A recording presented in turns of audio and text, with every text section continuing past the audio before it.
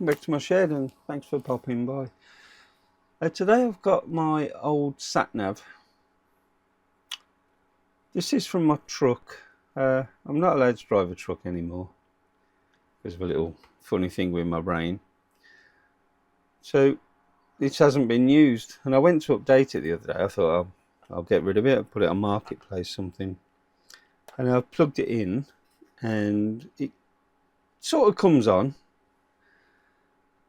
but it wouldn't update. It just kept sort of boot looping. I couldn't work out why, and figured out in the end it's because there weren't enough power getting to the battery.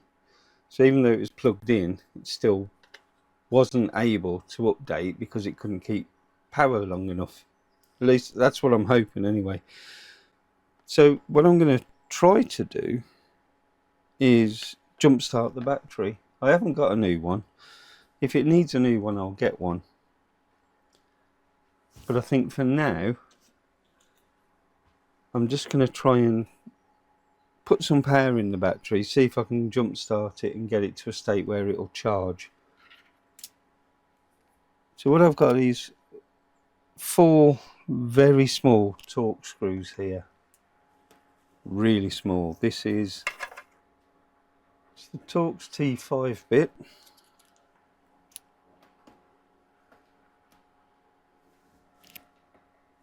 Nice. So this sat nav is the Dezl 700 by Garmin. There's no actual model number on the case, but I'm pretty sure it's the 700. It's about 4 years old now,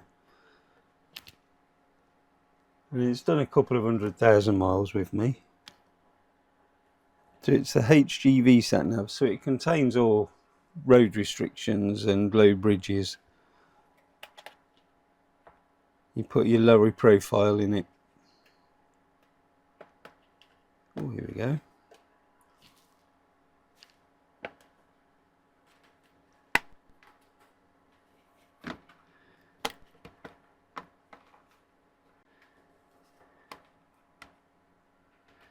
Oh, it's tiny.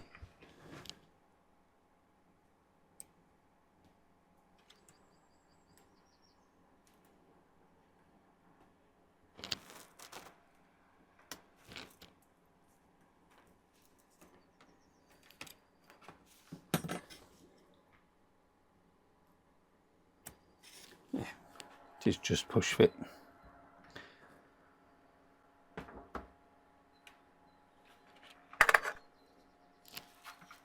There you go. The Dezl HGV 700 MTD. There's not an awful lot in there. Circuit board's a lot smaller than I imagined. I thought it would just fill the whole thing. And the battery's rather small, really. Let's disconnect this here.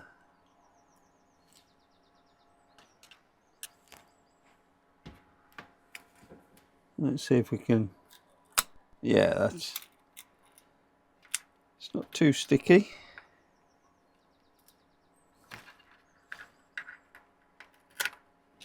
There we go.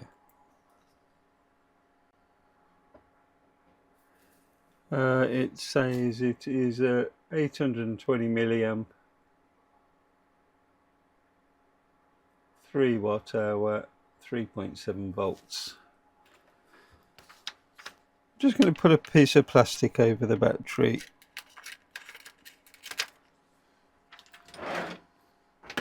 Just stop it sticking. See if we can bear the contact so that we can have a little probe around.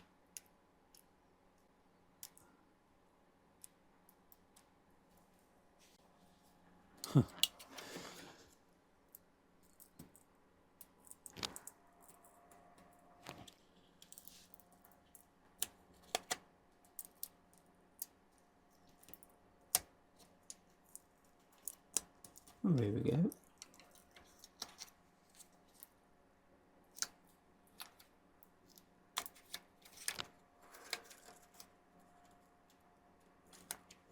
stickers put on top of tape, so we'll be able to actually see what the battery is. Yeah, it's a no brand.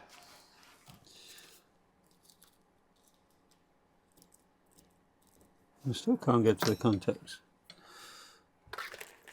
So I'm just going to measure the voltage in there. See if there is anything. I very much doubt it.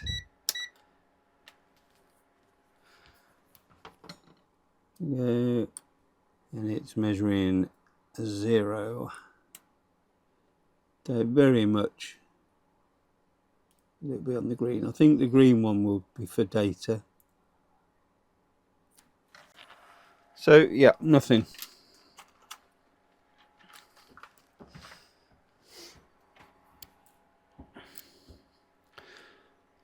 Okay, so I've attached these leads to my bench power supply.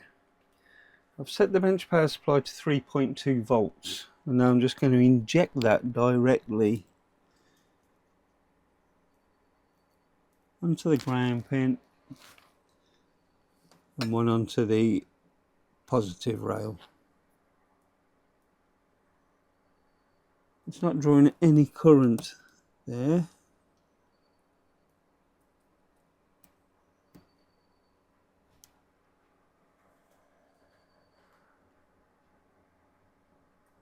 No, it's not drawing anything at all.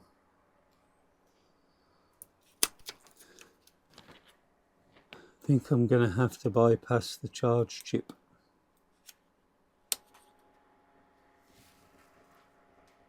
You can just make out this is positive and this is negative. So I'm just going to use my probe tips to pierce through the Kapton tape.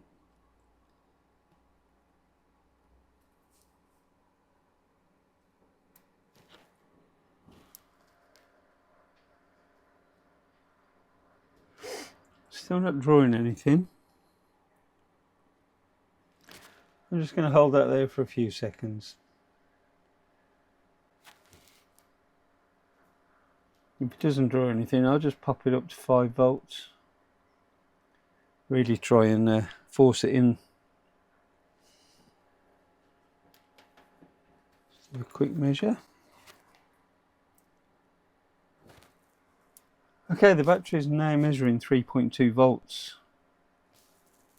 There and there, you can see 3.2. Let's put the fine tips back on and try measuring it there again.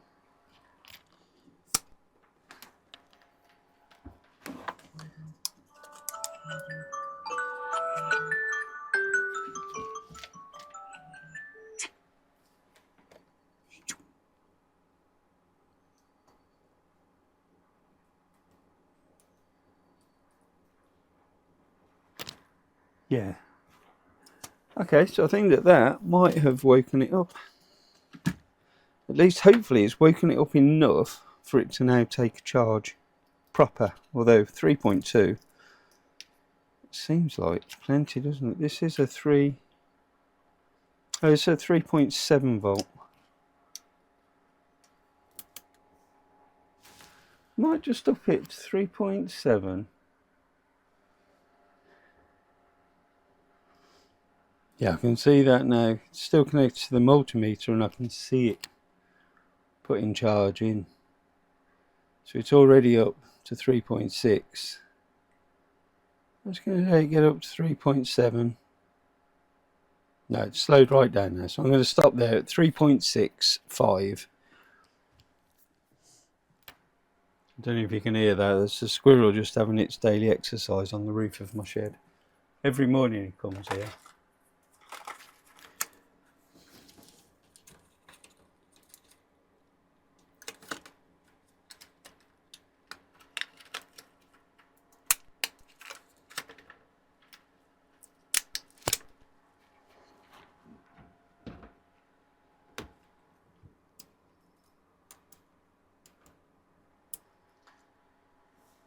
So usually on these connectors there's a piece of plastic here and you can sort of push it in.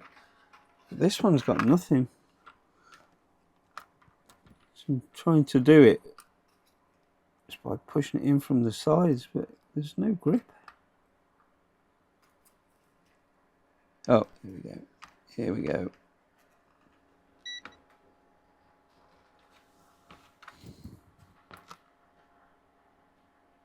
I think that's in. I'll put the screws back in. I'm feeling foolishly confident today. Now what I'll do is I'll charge this outside in a clear space in the garden in a waterproof electric box. So if it does catch fire, if the battery is beyond repair, then it'll be isolated. I mean, these batteries run down in about half an hour with no charge, so I can charge it a few times without, you know, spending weeks and weeks charging and discharging the battery. So if it is faulty, I'll know pretty quick. Oh dear. Oh dear, oh dear, oh dear. That's not good. Power switch is hidden on the back. You can hardly see it, but it is there.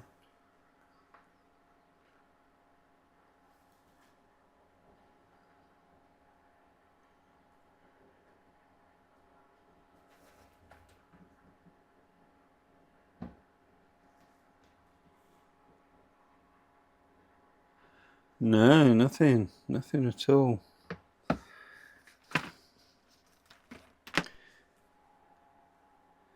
Let me plug the charger in.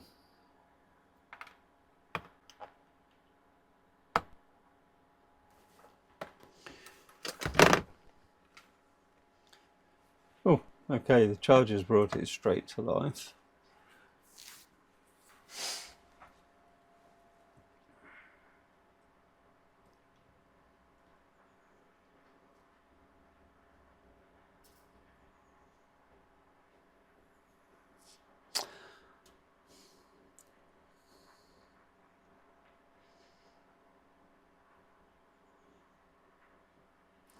Although I'm pretty much sure this is what it was doing before.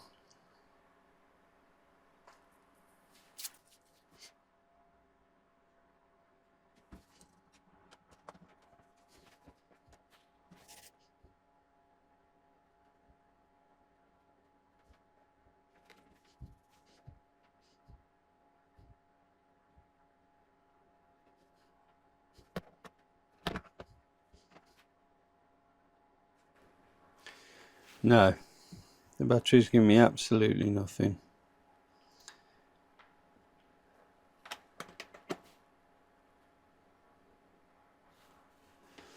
And it won't charge like that. It just, whenever it's plugged into power, it just wants to be on.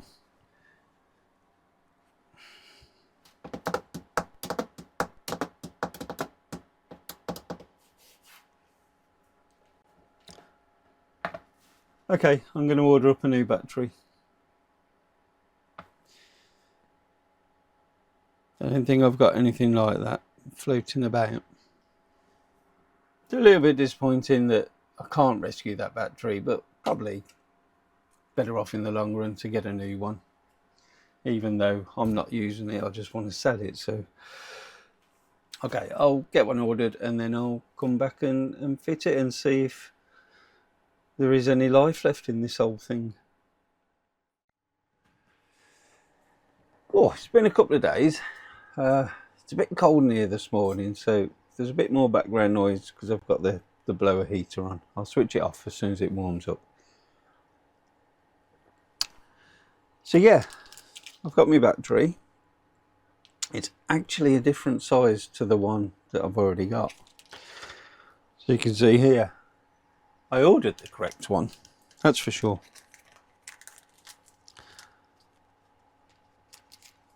I ordered the one specifically for the 700. But as you can see, this one is quite a bit bigger. And it's also can see that it's 1050 milliamp hours, whereas this one was 800, I think. Yeah, there's 820 milliamp hours. It is for Garmin, but it doesn't actually mention the Dezl 700. But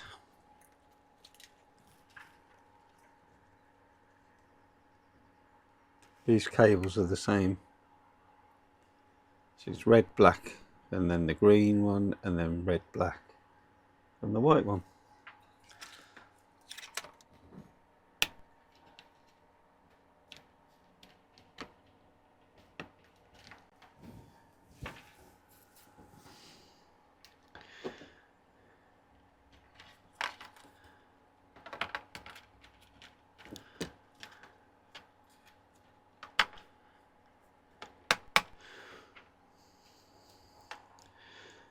I'll have to get that stuck down.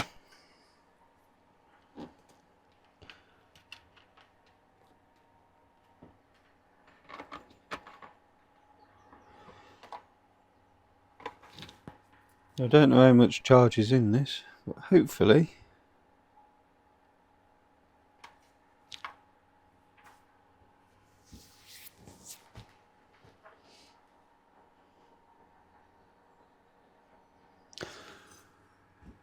well, that took a minute or two.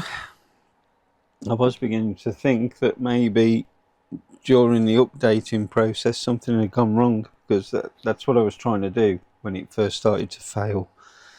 It was downloading an update and then it started boot looping. I weren't sure where it was during the update stage when it started to boot loop. So luckily, looks like it's okay.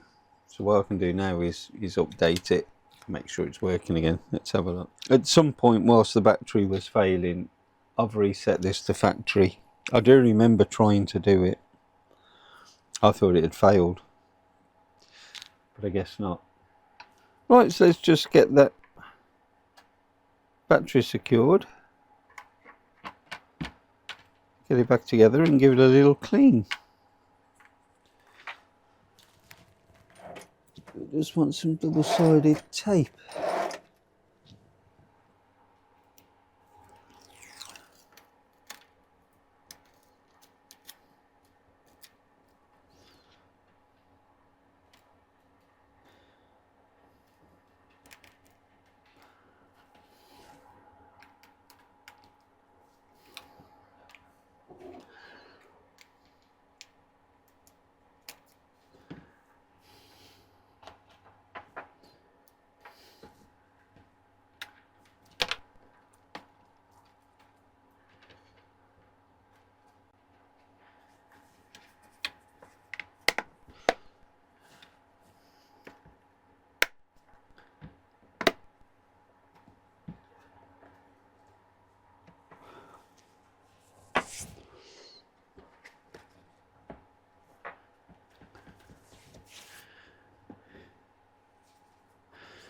Well, there we are, all set up, ready to go.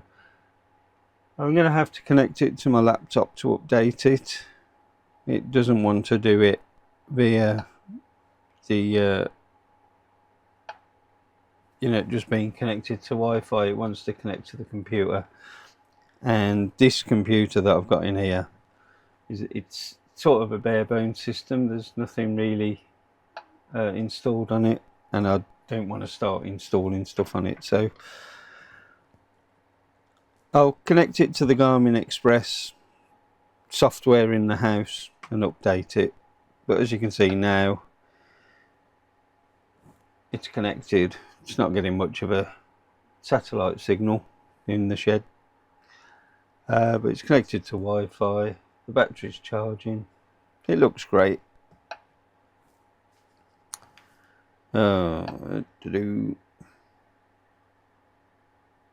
There we go. It thinks I'm in London. I'm definitely not in London. So there we are. Not a terribly difficult fix, just a simple battery change, but hopefully it shows that it's easy enough to do.